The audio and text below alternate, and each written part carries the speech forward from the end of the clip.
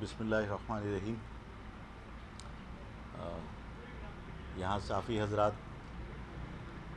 Camera مین، technician, جو بھی ان کی معاونت کے لیے یہاں لوگ آئے ہیں، ان سب کا شکریہ۔ آج آپ کو اس لیے زحمت دی کہ پارٹی کے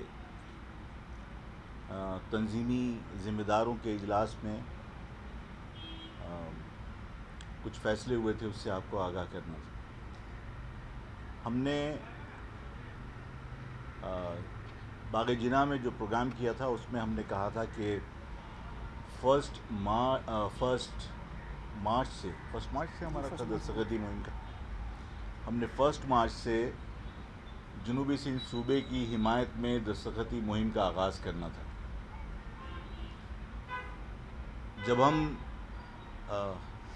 اندرون سندھ شہروں میں، مختلف شہروں میں گئے، بپرخاص گئے، حیدرآباد گئے، اور اس کے بعد پھر ہمارے پاس باقی تمام چھوٹے بڑے شہروں سے لوگوں نے رابطے کیے اور انہوں نے اس خواہش کا اظہار کیا کہ ہم اپنے اپنے شہروں میں پروگرام کرنا چاہتے ہیں اور آپ وہاں آ کر اپنی پارٹی کا موقف بیان کیجیے۔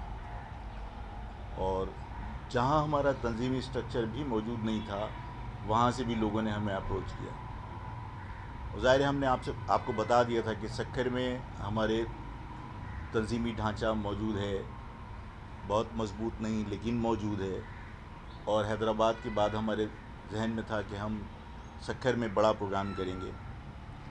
تو جو ترتیب اب بنتی ہمیں نظر آ رہی ہے، اس میں 1 مارچ کو ہم دستخطی مہم کا آغاز نہیں کریں گے، ہم اسے ڈیلے کریں گے تاکہ ہم تمام شہروں میں ایک ساتھ دستخطی مہم کا آغاز کریں۔ ہم نے اس شہر میں بھی متعدد پروگرام ترتیب دیے ہیں، اور اس میں ایک پروگرام، کیونکہ ظاہر ہے کہ تمام مکاتب فکر کے لوگوں کو اور مرد اور خواتین سب کو ہمیں متحرک کرنا تھا، تو ہمارے خواتین ونگ نے ان کی مشاورت سے یہ طے ہوا کہ گلشن اقبال میں جو منگل بازار گراؤنڈ ہے، اس میں مہاجر خواتین کنونشن کا انعقاد کیا جائے گا۔ تو 26 فروری کو انشاءاللہ بہت بڑا اجتماع خواتین کا ہوگا، اس کے بعد اورنگی ٹاؤن کا اجتماع ہے، اس کے بعد شہداد پور کا اجتماع ہے، اور اس کے بعد گریجولی ہم شہروں کے چھوٹے معاملات نمٹا کر اور سکھر کے اجتماع کی طرف جائیں گے۔ ایک تو ان چیزوں سے آپ کو آگاہ کرنا تھا، اور آپ کے توسط سے اس قوم کی تمام ماؤں، بہنوں اور بیٹیوں سے میری درخواست ہے کہ وہ 26 تاریخ کو جو مہاجر خواتین کا ایک عظیم الشان اجتماع ہونے والا ہے، اس میں وہ ضرور شرکت کریں۔ اور ظاہر مہاجر قوم کی مائیں، بہنیں اور بیٹیاں، انہوں نے ہمیشہ اس مہاجر جدوجہد میں بڑا اہم رول ادا کیا ہے، چاہے وہ گھر کے مردوں کی گرفتاری کے بعد تحریک کو جاری رکھنا ہو، یا اسیر ساتھیوں کی معاونت ہو، یا تحریک کے کسی بھی کام کو ہم لے لیں، اس میں خواتین کا بڑا اہم رول رہا ہے۔ اور میں چاہتا ہوں کہ جب ہم صوبے کی جدوجہد تیز کر رہے ہیں، اور ہم بار بار یہ کہہ چکے کہ تمام مہاجروں کے جو مسائل ہیں ان کا حل بھی ہمیں علیحدہ صوبہ اور اپنے وسائل پر اختیار حاصل کرنے میں ہی نظر آتا ہے، تو اس جدوجہد میں مہاجر ماؤں، بہنوں، بیٹیوں سے سب سے میری درخواست ہے کہ جس طرح میں نے جناح باغ میں کہا تھا، جناح باغ کے جلسے سے پہلے کہا تھا کہ تمام خواتین اپنی سیاسی وابستگی کو بالائے طاق رکھ کر مہاجر ہونے کے ناطے اس اجتماع میں پہنچنے کی کوشش کریں، تاکہ ہم پاکستان میں فیصلہ کرنے والی تمام قوتوں کو یہ میسیج دے سکیں کہ مہاجر قوم جس کے بارے میں یہ تاثر قائم کیا گیا کہ وہ منتشر ہے، ان کی خواتین بھی مہاجر نام پر اسی طرح متحد ہیں جس طرح اس کے مرد متحد ہیں۔ تو ایک تو میری یہ درخواست ہے آپ کی توسط سے۔ دوسرا، دیکھیے جو مہنگائی کا معاملہ ہے، جب حکومت چاہتی ہے पेट्रोल के ऊपर कीमत बढ़ा देती है, जब चाहती है बिजली के ऊपर कीमत बढ़ा देती है, कभी फ्यूल एडजस्टमेंट चार्जेस के नाम पर, कभी IMF की शराइत के नाम पर। और ये सब कुछ उस हाकिम की मौजूदगी में हो रहा है जो रियासत मदीना की बात किया करता है। अभी गुज़िश्ता दिनों बिजली के ऊपर 3 रुपए कुछ पैसे अचानक रात को बढ़ा दिए, और उसके बाद अभी आज 12 रुपए 3 पैसे पेट्रोल के ऊपर बढ़ा दिए। ये 12 रुपए कोई छोटी रकम नहीं है। ये जो हर थोड़े दिन के बाद बिजली का बम गिरा देते हैं, ये पेट्रोल का बम गिरा देते हैं, ये अपनी आवाम को इस महंगाई के अंदर दबा कर कुचल रहे हैं। देखिए, रियासत मदीना की बात कर देना उससे रियासत मदीना तो नहीं बन जाती। रियासत मदीना में यानी आप जिनकी मिसालें दिया करते हैं, हज़रत अबू बकर सिद्दीक़ रज़ी अल्लाह ताला अन्हु के बारे में लोग कहते हैं कि हज़रत अबू बकर सिद्दीक़ रज़ी अल्लाह ताला अन्हु एक ताजिर थे, और जब उनको खिलाफत दी गई तो उनको कहा गया कि अब आप जो कारोबार आपका है वहाँ आप मत जाइए, इसलिए कि फिर ये रियासत के काम कौन चलाएगा। तो उनके गुज़र बसर के लिए ये तय हुआ कि बैतुल माल से उनके अखराजात का कोई रकम मख्तस की जाएगी। हज़रत अबू बकर सिद्दीक़ रज़ी अल्लाह ताला अन्हु से पूछा कि आपके लिए क्या मुआवज़ा या क्या रकम रखी जाए जिससे आपका गुज़र बसर हो सके। ये रियासत मदीना की बात करने वाले जो हमेशा असम्बलियों में, यानी मुझे इमरान खान का अपना ख़ुद का ज़ाती स्टेटमेंट याद है, और ये अभी अपनी ही गवर्नमेंट में, कि जो उनकी तनख्वाह है माशाअल्लाह, जो उनके यानी और मरात मिलती हैं वो लाखों रुपए में बनती हैं। वो लाखों रुपए में उन्होंने, प्राइम मिनिस्टर साहब ने कहा कि मेरा इसमें गुजारा नहीं होता। हज़रत अबू बकर सिद्दीक़ रज़ी अल्लाह ताला अन्हु, जिनको ये रियासत मदीना की बात करने वाला शख्स कहता है कि मेरा गुजारा नहीं होता, हज़रत अबू बकर सिद्दीक़ रज़ी अल्लाह ताला अन्हु ने कहा कि मेरे लिए वो रकम मख्तस की जाए जो एक मज़दूर की उजरत है। और लोगों ने उनसे पूछा कि अगर आपका इस उजरत में गुजारा ना हो सका तो कहने लगे फिर मज़दूर की तनख्वाह बढ़ा दी जाए, इसलिए कि वही रकम फिर मुझे रिक्वायर्ड हो। ये है रियासत मदीना की मिसालें। यहाँ हमारा प्राइम मिनिस्टर जो है वो लाखों रुपया मरात की शक्ल में और तनख्वाह की शक्ल में लेने के बावजूद कह देता है कि मेरा गुजारा नहीं हो रहा, और आवाम की परेशानियों को बालाए ताक रख कर IMF की शराइत पर जब चाहते हैं वो बिजली और पेट्रोल के बम गिरा देते हैं। अगर इस आवाम को इसी तरह कुचलना है तो इस पाकिस्तान के पास न्यूक्लियर बॉम्ब भी है, एक मरतबा मार के क़िस्सा ख़त्म किया जाए। और अगर इस पाकिस्तान की आवाम के साथ कोई हमदर्दी है तो इस पाकिस्तान की गवर्नमेंट को चाहिए कि ये मिसालें हमें दे देते हैं कि साहब दूसरे ममालिक से हमारे यहाँ महंगाई कम है। बात यह है कि आप उनकी पर कैपिटा इनकम भी तो देखिए और हमारी पर कैपिटा इनकम भी तो देखिए।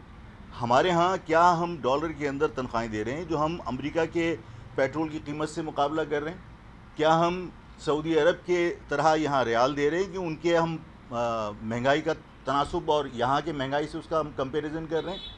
तो ये सब लोगों को बेवकूफ़ बनाने की जो हरकतें हैं वो हुकूमत को बंद करके हुकूमत को रिलीफ देना चाहिए उस आवाम को जो इस वक्त महंगाई की चक्की में पिस रहे हैं।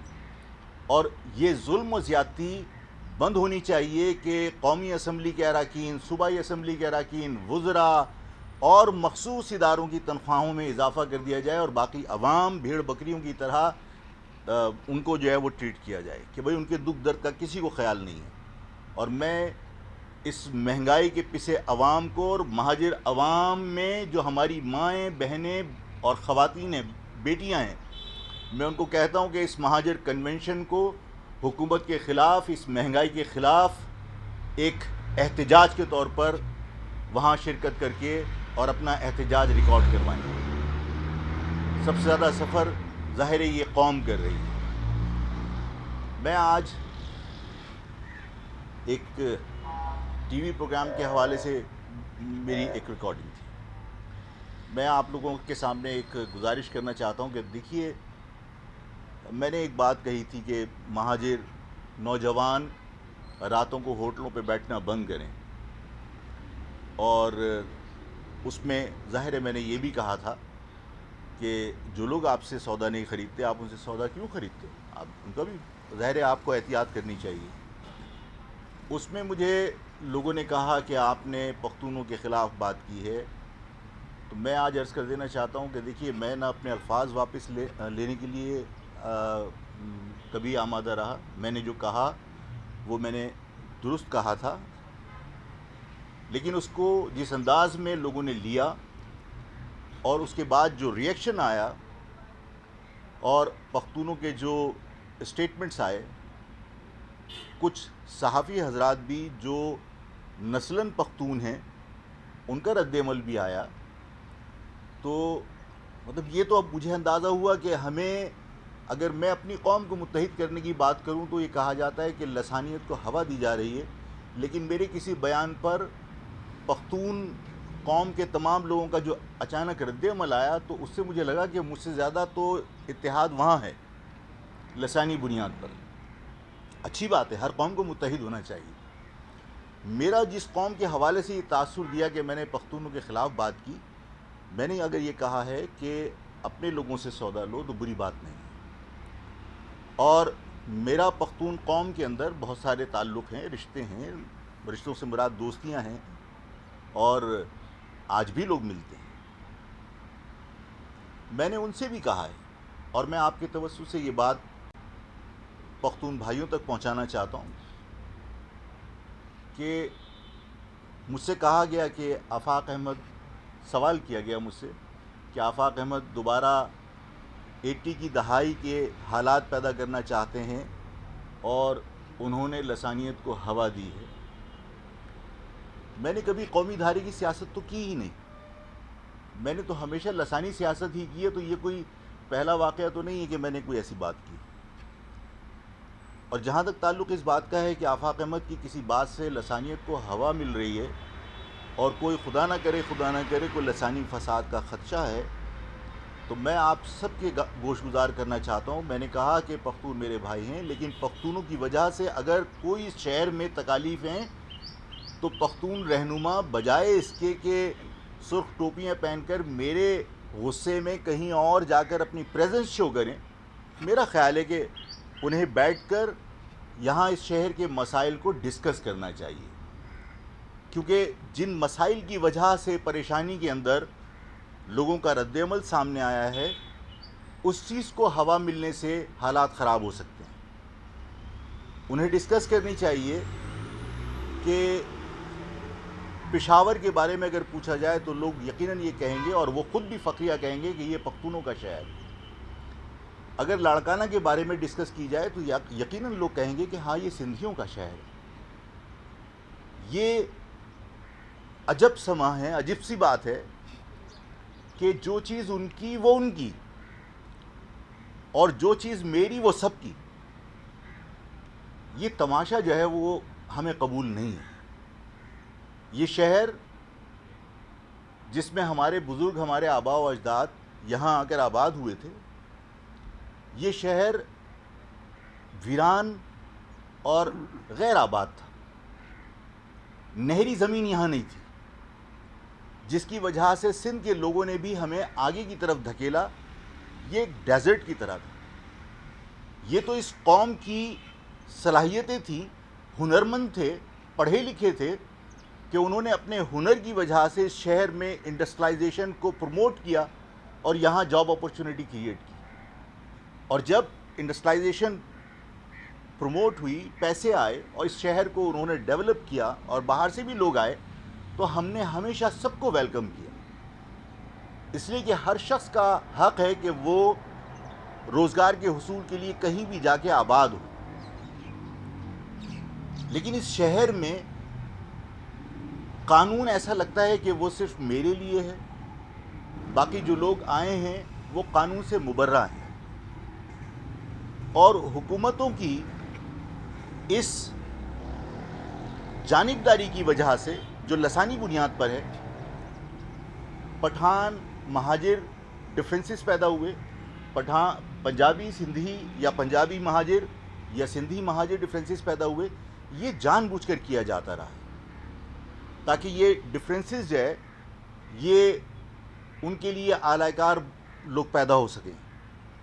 اگر حکومتیں اور حکومت کے ماتحت ادارے تمام لوگوں کے لیے قانون کو یکساں بنا دیں اور سب کے اوپر اس کا عمل درآمد ہو تو ظاہر ہے اس شہر کے اندر کسی کو احساس یہ نہ ہو کہ میرے ساتھ لسانی بنیاد پر زیادتی ہو رہی ہے.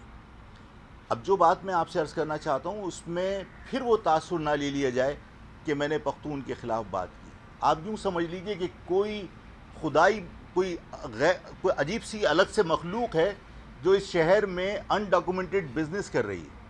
میں کہوں پختون تو پھر آپ کہیں گے کہ پختونوں کے لیے کہہ دیا. وہ کوئی بزنس ان کا ریکارڈ پر نہیں. میں چھوٹے سے مکان کی بھی ٹرانسفر کے اوپر سی وی ٹی بھی دے رہا ہوں. میں آپ کی کوئی چیز پرچیز کر رہا ہوں تو جی ایس ٹی بھی دے رہا ہوں. میں کوئی کاروبار کر رہا ہوں تو انکم ٹیکس میں رجسٹرڈ کروا کر میں وہاں انکم ٹیکس بھی دے رہا ہوں, اپنی ویلتھ ٹیکس بھی دے رہا ہوں. میں بغیر اکاؤنٹ کے ٹرانزیکشن بھی نہیں کر سکتا. یہ ساری پابندیاں میرے اوپر ہیں. اور اسی شہر کے اندر ہزاروں نہیں لاکھوں لوگ ایسے ہیں کہ جن کا کوئی اکاؤنٹ نہیں ہے, جن کا کوئی ریکارڈ نہیں ہے. وہ بوریوں میں پیسے رکھتے ہیں, نہ ٹیکس دیتے ہیں, نہ ان کی کوئی چیز ڈاکومنٹڈ ہے. بغیر کسٹم کے سامان آتا ہے. میں نے پچھلی مرتبہ بھی عرض کیا تھا کہ دیکھیے میری قوم کے وہ لوگ, ہم میں 80% لوگ وہ تجارت سے وابستہ ہیں, چھوٹے چھوٹے کاروبار سے وابستہ ہیں. آپ دیکھیے میری کسی بات کو یہ بار بار کہہ دینا کہ میں لسانی ہوا دے رہا ہوں. میں نے آپ سے کہا کہ میں یہ کہہ رہا ہوں کہ کوئی مخلوق ہے جو یہاں پر بغیر کسٹم کے کپڑا لاتی ہے اور 5 کروڑ روپے کی طارق روڈ پہ میرے کسی مہاجر کی دکان ہے, اس کے باہر 5,000 روپے کا ٹھیلا لگا کے وہ بغیر کسٹم کے جو کپڑا آتا ہے وہ بیچ دیا. مجھے بتائیے 5 کروڑ کی انویسٹمنٹ کرنے والا کہاں کھڑا ہوگا جس سے آپ ٹیکس وصول کر رہے ہیں, جس کے ٹیکس سے پاکستان چل رہا ہے.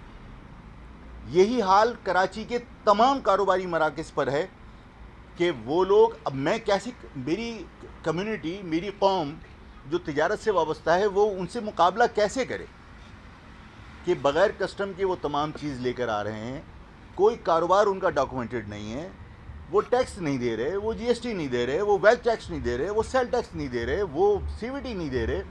بوریوں میں پیسہ ہے اور بوریوں میں پیسے سے کاروبار کرتے ہیں. اس شہر کے لوگ اگر ان کا کاروبار تباہ ہوگا تو میں نے عرض یہ کی تھی کہ آفاق احمد اس گناہ کا آپ مجرم ٹھہرا دیجئے کہ آفاق احمد نے کوئی لسانی بات کی تھی. آفاق احمد کو پولیٹیکلی, آفاق احمد کو فزیکلی ایلیمینیٹ کر دیجئے, لیکن اگر ان حالات کو کنٹرول نہیں کیا تو آفاق کے مرنے کے بعد بھی آپ کسی بڑے فساد اور کسی بڑے بلڈ شیڈ کی توقع رکھیے, اس لیے کہ لوگ جب بھوکے مریں گے تو اس نظام کو کچھ چاٹے گا نہیں. اس شہر میں میری قوم کے لوگوں کا بزنس بری طرح متاثر ہو رہا ہے. یہ علاقہ غیر نہیں ہے. یہاں پر باڑہ مارکیٹیں اس کراچی کے کلچر کو تباہ کر رہی ہیں. ہمارا اپنا ایک کلچر ہے جس میں میری بچیاں یونیورسٹی اور کالج جاتی ہیں. اگر ان کے راستے میں کرسیاں ڈال کے ہوٹل کھلا ہو اور وہ یعنی ببانگے دوہل یہ کہے کہ خواتین کو گھر سے نکلنے کا ضرورت کیا ہے, اپنے گھر میں رہو, تو یہ ٹرائبل ایریاز کو یہاں آپ اسٹیبلش کر رہے ہیں, تو میں اور آپ کیسے جئیں گے؟ میری قوم کے لوگ جن کی بچیاں کالج یونیورسٹی جاتی ہیں وہ کیسے جئیں گی؟ ہمیں اس کلچر کو یہاں پر مسلط نہیں ہونے دینا. دیکھیے جتنے لوگ آئے, میں آپ لوگ اگر پختون کے بارے میں یہ سوچتے ہیں کہ میں نے کہا, پختون ہی نہیں اس ملک کی تمام قومیتیں یہاں کاروبار کرنے کے لیے, یہاں روزگار کے لیے آئیں اور وہ قانون کے دائرے میں رہ کر اس شہر کا جو نظام ہے اس نظام کو تباہ کیے بغیر یہاں کاروبار کریں. خدا کی قسم ہم انہیں بھائیوں کی طرح گلے لگائیں گے. میری کسی سے دشمنی نہیں, کسی پختون سے, کسی پنجابی سے, کسی پٹھان سے, لیکن اگر میری قوم کے مفادات کو رونتے ہوئے اس شہر کا نظام تباہ کر کے یہاں کے قانون کو بالائے طاق رکھ کر اگر کوئی کاروبار کرے گا تو میرا نشاندہی کرنے کا کم از کم فرض بنتا ہے حکومت کے سامنے کہ ان معاملات کو روکیے. اگر ان معاملات کو نہیں روکا تو آفاق نہیں بھی ہوگا, تو میری قوم کا کاروبار اگر تباہ ہوا اور وہ بے روزگار ہوئے اور اگر ان کو بھوک نے تنگ کیا تو اس شہر کے اندر امن نہیں ہو سکتا. اس شہر میں امن اسی وقت ہوگا جب اس شہر میں آنے والے لوگ اس شہر کے نظام کے مطابق، اس شہر کے ڈسپلن کو فالو کرتے ہوئے، اس شہر کے نظام کی بہتری کی پرواہ کرتے ہوئے کام کریں گے۔ اور اگر اس شہر کے اندر لوگ صرف اپنے روزگار یعنی آمدنی کو مد نظر رکھ کر اور یہاں کے نظام کو تباہ کریں گے، میں نے لوگوں سے کہا کہ مجھ سے شکایت کی جا رہی ہے کہ میں نے ایسی بات کر دی۔ میں نے کہا کہ پختون میرے بھائی، لیکن اس شہر میں آ کے اگر پشتین کا کوئی آدمی یہ کہے کہ اس شہر کی کنجی میرے پاس ہے، اس شہر کو ہم نے اپنے خون سے سینچ کر سنوارا، ہمارا کوئی اور شہر تو نہیں ہے، لاڑکانہ کو میں اپنا شہر تو نہیں کہہ سکتا، یہ شہر ہم نے اپنے خون سے سنوارا تھا۔ آج اگر کوئی کہے اس کی کنجی ہمارے پاس ہے تو آفاق کہے گا نا کہ بھائی بن کے رہو، باپ نہیں بنو، اس لیے کہ یہ شہر ہمارا ہے۔ اس شہر کو، اور میں نے آپ سے کہا کہ یہ ہمیں ہضم نہیں ہوتا کہ پشاور پٹھان کا، لاہور پنجابی کا، لاڑکانہ فلاں کا، مطلب آپ جو چیز میری وہ سب کی۔ مطلب الطاف حسین ایک لطیفہ سنایا کرتے تھے، میں آپ کے سامنے گوش گزار اس لیے کر رہا ہوں تاکہ مطلب یہ نہیں کہ کل ان کی فیصلہ آیا ہے اس لیے میں سنا رہا ہوں۔ الطاف ایک لطیفہ سنایا کرتے تھے کہ ایک بچہ پڑوس کے سبزی والے کی ڈھیری میں سے ہری مرچیں اٹھا کے اپنے ڈھیری میں ڈال دیا کرتا تھا، تو اس سے پوچھا کہ بھائی یہ تمہارا بچہ جو ہے وہ میری ڈھیری میں سے اٹھا کے ہری مرچیں اپنی ڈھیری میں بار بار ڈال دیتا ہے، تو انہوں نے کہا چریا ہے۔ تو انہوں نے کہا اچھا، کہنے لگا اگر چریا ہے تو اپنی ڈھیری میں سے اٹھا کے یہ میری ڈھیری میں کیوں نہیں ڈالتا؟ کہنے لگا اتنا چریا نہیں ہے۔ تو ہمارے ساتھ مطلب حب الوطنی کا درس، بھائی چارگی کا درس وہ صرف یہاں پر ہے، یعنی پشاور آپ کا، یہاں آؤ تو یہ سب کا۔ تو مجھے اتنا محب وطن نہیں بناؤ، یہ شہر میرا ہے، اور جس طرح پاکستان پہ سب کا حق ہے اس طرح میرا حق ہے، اور جس طرح آپ کے شہر پہ آپ کا حق ہے اسی طرح میرے شہر پہ میرا حق ہے۔ اس سے زیادہ قربانی دینے کا مجھ میں ہمت نہیں ہے کہ میں اپنے شہر کو سب کا شہر کہوں۔ یہ شہر اس وقت سب کا شہر ہونا چاہیے تھا جب یہاں دھول اڑتی تھی، جب یہاں کیکر کے درختوں کے علاوہ کچھ نہیں تھا، لوگ یہاں تیتر کا شکار کرنے آیا کرتے تھے۔ نہری زمین پہ تو کبھی کسی نے ہمیں ویلکم نہیں کیا کہ ہندوستان سے جو لوگ ہجرت کر کے آ رہے ہیں آؤ پنجاب کی جو نہری زمین ہے اس پہ آ کے آباد ہو جاؤ، یا سندھ کی نہری زمین پہ آباد ہو جاؤ۔ ہمیں تو دھکا دے کے یہاں بھیجا تھا۔ جب اس کو گلستان بنا دیا تو پھر سب کا دعویٰ کہ یہ سب مطلب یہ پاکستان منی پاکستان ہے۔ یہ شہر مہاجروں کا شہر ہے، یہاں پر جتنے لوگ آئیں گے، میں نے آپ سے عرض کی کہ میں لسانیت کو ہوا نہیں دے رہا، بلکہ میں سب کو کہتا ہوں کہ یہاں آئیں روزگار کے حصول کے لیے اور ہمارے بھائی بن کر رہیں، ہم انہیں ویلکم کریں گے، لیکن اس شہر کے نظام کو برباد نہیں کریں، اس شہر کا انفراسٹرکچر تباہ نہیں کریں۔ اس شہر کا انفراسٹرکچر تباہ کر کے اور مطلب دعوے دار کوئی بن جائے، وہ ظاہر قابل قبول نہیں ہے۔ میں آپ سب کا شکریہ ادا کرتا ہوں کہ آپ تشریف لائے تھے، اور میں یہ چاہتا ہوں کہ اس معاملے میں اس کو لسانی رنگ دینے کی بجائے حقیقت پسندانہ طریقے سے اس کو آگے پیش کیا جائے کہ بھائی یہ جائز بات ہے کہ یہاں روزگار کے حصول کے لیے آئیں گے۔ آفاق نے کہا ہے وہ میرے بھائی ہیں، چاہے وہ پختون ہوں، دشمن نہیں ہیں میرے، لیکن یہاں کا انفراسٹرکچر تباہ نہیں کرو، میرے لوگوں کا کاروبار تباہ نہیں کرو۔ میرے لوگ قانون کے دائرے میں رہ کر کاروبار کرتے ہیں، اس شہر میں آ کر جس کو کاروبار کرنا ہے اس قانون کے دائرے میں رہ کر کاروبار کرے۔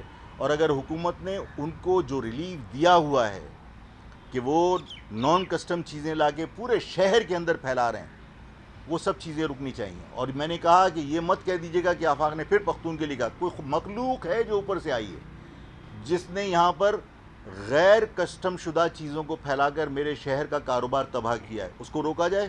اور اگر نہیں روکیں گے تو میں نے کہا کہ آفاق نہیں بھی ہوگا، آفاق مر بھی جائے گا، تو اس شہر کے اندر مہاجر قوم اگر خدا نہ کرے اس کا کاروبار تباہ ہو گیا، اس کا یہاں پہ جو جس طرح ہم نے یہاں کلچر اپنا بھائی چارگی کا ڈیولپ کیا، اگر وہ تباہ ہو گیا اور یہاں قبائلی سسٹم مسلط کرنے کی کوشش کی، تو پھر آفاق نہیں بھی ہوگا۔ تو الزام کس کو دو گے، لیکن یہ شہر فساد کی نظر ہو جائے گا۔ آپ سب کا شکریہ. اچھا آفاق صاحب یہ بتائیے گا، لطیفہ بھی آپ نے سنایا، الطاف حسین صاحب کا فیصلہ بھی آ گیا، کیسے دیکھتے ہیں اس فیصلے کو اور کیا سمجھتے ہیں کہ ان کو پاکستان میں سیاست کے لیے دروازے کھلنے چاہیے؟ دیکھیے، فیصلے کی تعریف یا فیصلے کے اوپر تبصرہ تو عمران خان کو کرنا چاہیے، جنہوں نے برطانیہ کی عدلیہ کو اپنا آئیڈیل بنا کر پیش کیا تھا، اور انہوں نے کہا تھا کہ جناب برطانیہ جیسی عدلیہ پاکستان میں ہونی چاہیے. تو اب ان کی آئیڈیل جوڈیشری نے کوئی فیصلہ کیا ہے، اب اس پہ تبصرہ وہی کریں. اور جہاں تک آپ کے دوسرا سوال جو آپ کا ضمنی سوال تھا کہ کیا ان کو سیاست کی آزادی ملنی چاہیے، تو ہمارے کہنے پہ نہ پابندی لگی تھی، نہ ہمارے کہنے پہ انہیں آزادی ملے گی. اسٹیبلشمنٹ نے فیصلہ کیا تھا. اب اس فیصلے کے بعد بھی اگر کوئی فیصلہ ہوگا تو وہ اسٹیبلشمنٹ کو کرنا ہے، ہمیں نہیں کرنا. ٹھیک ہے.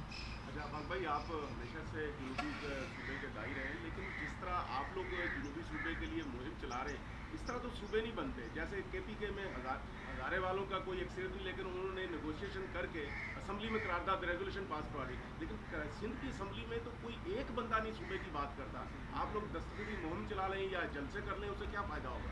کوئی بات نہیں، مطلب صرف ایک آپشن نہیں ہے کہ اس میں آپ کے کانسٹیٹیوشن میں پروویژن ہے یا نہیں ہے.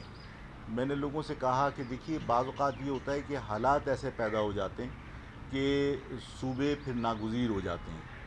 اور ایسا نہیں ہے کہ پہلے کبھی مطلب صوبے میں کوئی تبدیلیاں کی گئی ہوں تو 2/3 میجورٹی سے کوئی ریزولوشن پاس کی گئی ہو. کراچی صوبہ سندھ کا حصہ نہیں تھا. ایک ایگزیکٹو آرڈر کے تحت صوبہ سندھ کا حصہ بنایا گیا نا. تو ایسے ایگزیکٹو آرڈرز بھی آ سکتے ہیں، اور نہیں آتے ہیں تو بھی میں آپ کے سامنے ایک بات کرنا چاہتا ہوں کہ دیکھیے، پاکستان جب بنا تو جو برطانیہ کا قانون اس وقت رائج تھا، اس برطانیہ کے قانون میں کیا الگ ملک بنانے کا کوئی پروویژن موجود تھا؟ نہیں تھا.